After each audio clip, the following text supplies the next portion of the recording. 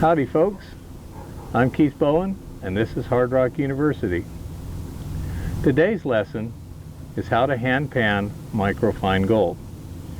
Now my gold size classification chart goes something like this. If I can pick it up in my fingers, it's a nugget. If I can pick it up with a pair of tweezers, it's coarse gold. If I can't pick it up, but when I look at it under a hand lens, I see structure, I call that fine gold. And if when I look at it under a hand lens, it's so small I can't see any structure, that's what I call microfine gold. Now, in order to pan microfine gold, we need a couple things. A gold pan. I use a smaller gold pan because it's a little easier to use one-handed instead of a full-size one. You need something to break the surface tension of the water. Both of these work fine. When I'm panning, I'll usually use the Jet Dry because it doesn't suds as much. The Dawn dishwashing detergent does a fine job, but it creates more suds, which in panning is a bit of a problem. When we're using the table, I'll usually use a clarifier like this one here.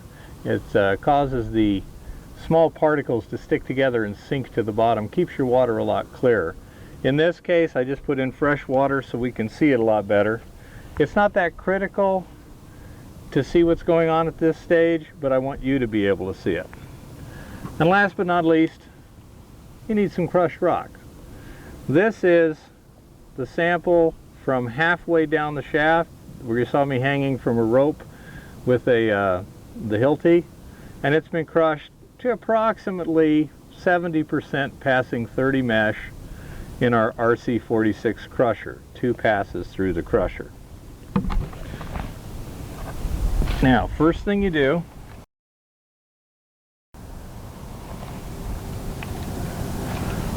is you want to screen out any large rocks. So I've just got regular window screen here. It's essentially 16 mesh.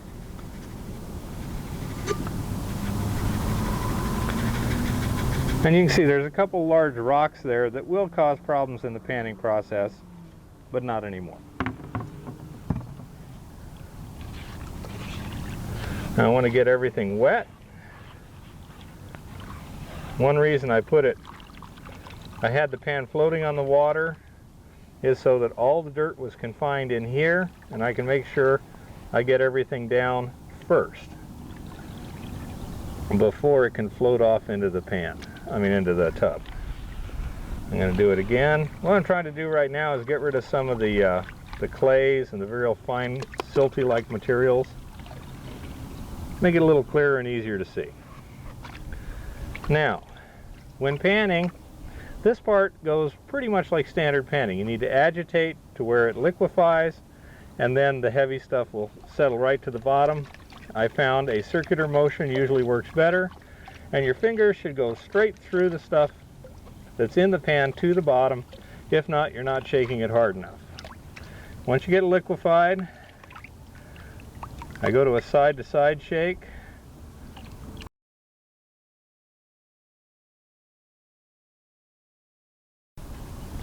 Now right in here are the heavies from the bottom as they're kind of slumping forward. When you oscillate the pan, when you liquefy the charge, the heavies sink to the bottom.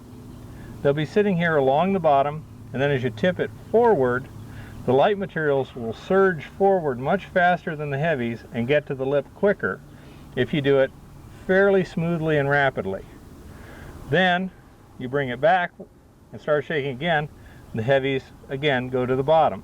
By doing this, you keep the heavies down here and they never get a chance to get up near the lip.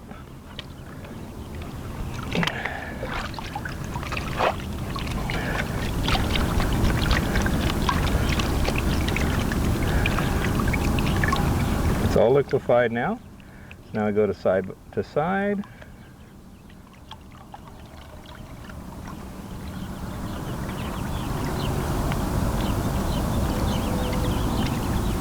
Wash stuff off the top. Bring it back, make sure it's liquefied. Go forward again. Very slow, because you don't want to move the material in the pan over the lip while it's shaking. What you're trying to do is get it to the lip fairly quickly, then stop and use the water to just wash off the top. As you'll notice, I'm not using the riffles in the pan. I find they kind of disturb the agitation a little bit for this kind of fine panning. They were good for coarse gold, but not so much for this. And each time, pull the pan back and then tip it forward while slowing down. Keep the stratification. Yeah, bring it back, and then I start the process all over again. What I'm trying to do is keep the heavies in this zone here, not get them out near the edge. To do that, I got to bring it back each time to where they are completely behind this line.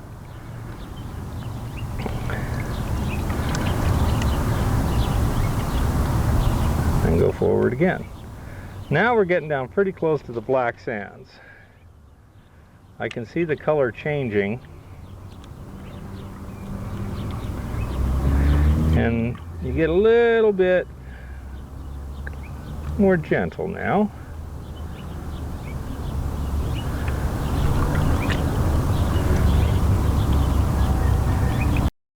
After we pan down to the black sands, then we change things up a little bit.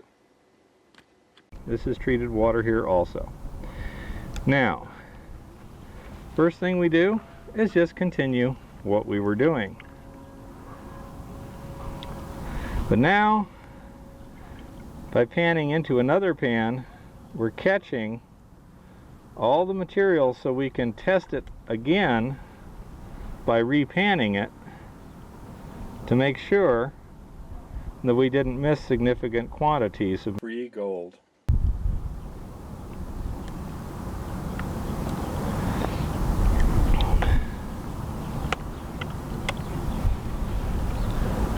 As you can see, it doesn't take a whole lot of water to pan with when you're using one of these little pans. That can be useful at times.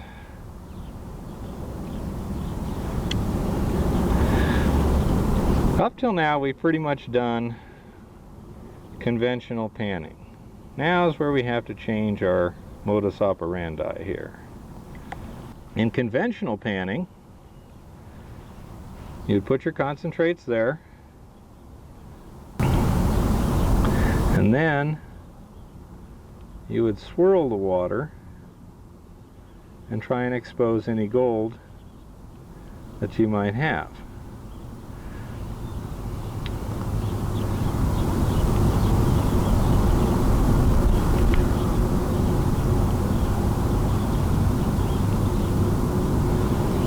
Up till now, I haven't been trying to move sideways so much with the erosion as just take the top off. Now I'm going to go sideways.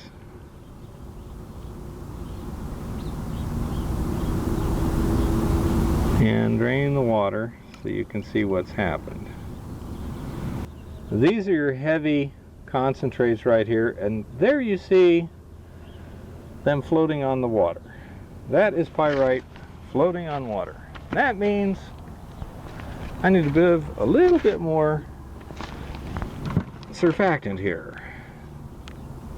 That should not happen. As you see, they immediately went right down.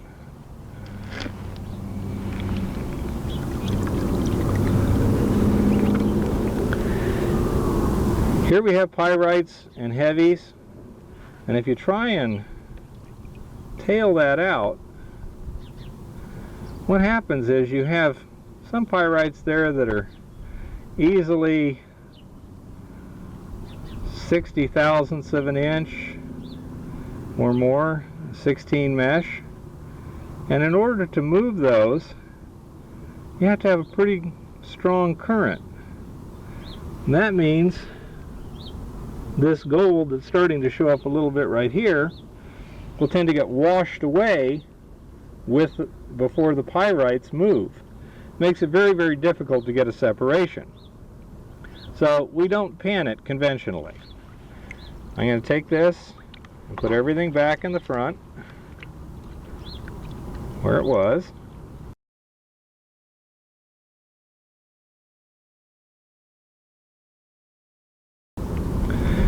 Now, here's the difference.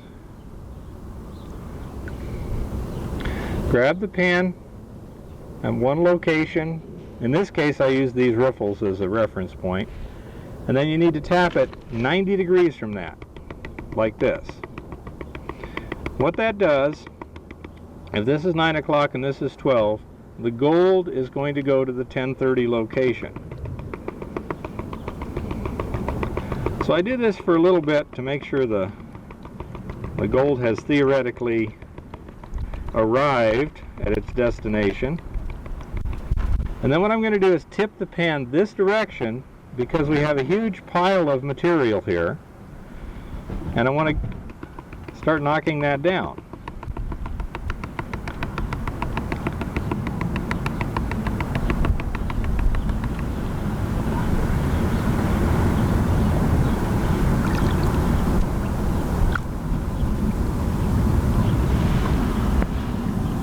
And there's a lot of gold in here. Now, at this point you can use the water if you want and just wash this material out. Later on we'll use a wash bottle because it's more precise.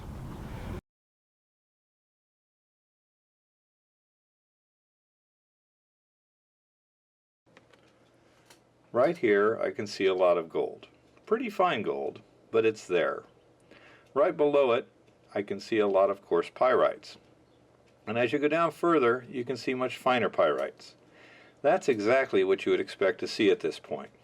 Now we're going to repeat the process.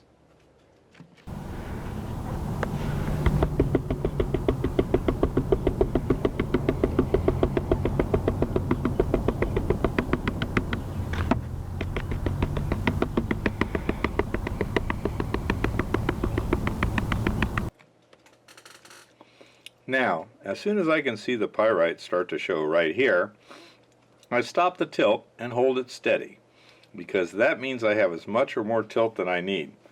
I want to keep the gold in place while moving the tailings away.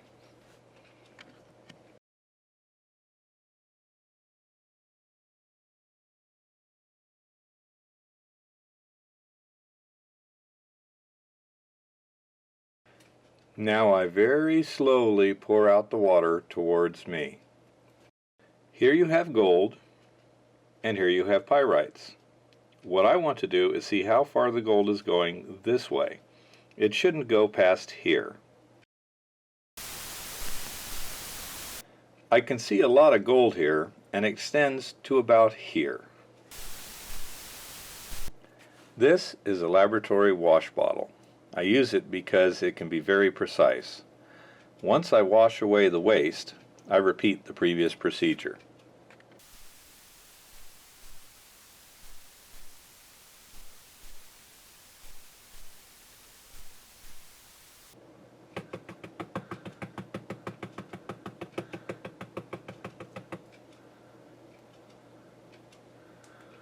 Pour off the water again.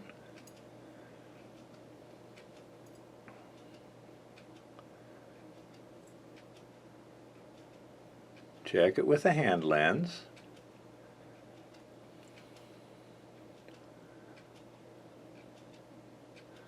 And mark the end of the gold.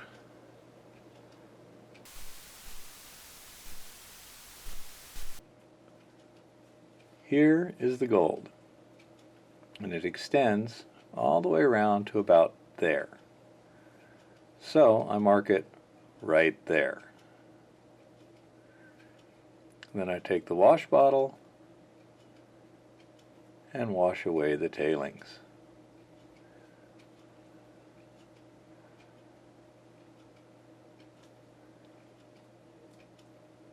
repeat the process.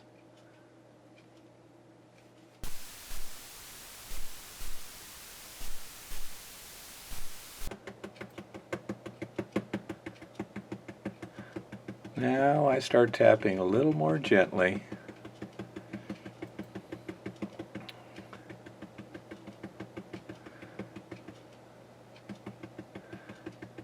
And I start tipping more away from the holding hand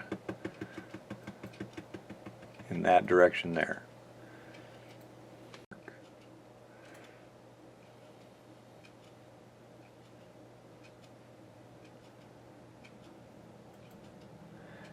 Here's the gold right here over to about there. Make the mark right in this area here. The gold is above this line right here. So I get out the wash bottle, clean it again. Each repetition of this procedure gets rid of between 50 and 90% of the remaining tailings.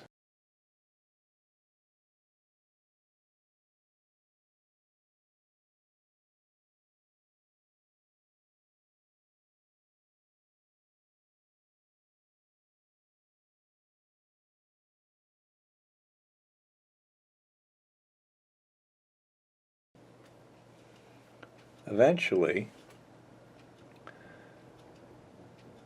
you can get to almost pure gold.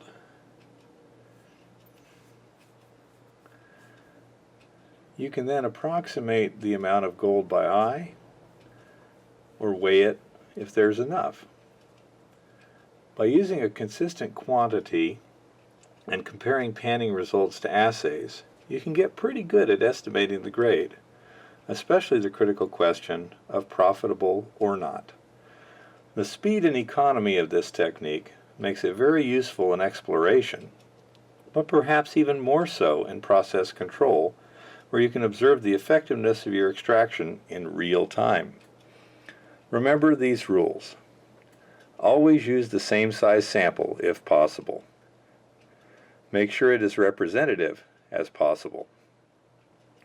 Crush and screen it to at least 16 mesh minus. Smaller is better. Add a surfactant to the water. Pan conventionally until down to a few tablespoons of Cons. Then grab the pan at the 9 o'clock position and tap at 12 while keeping the pulp covered with water at all times. Tip the pan slightly away from the 10:30 position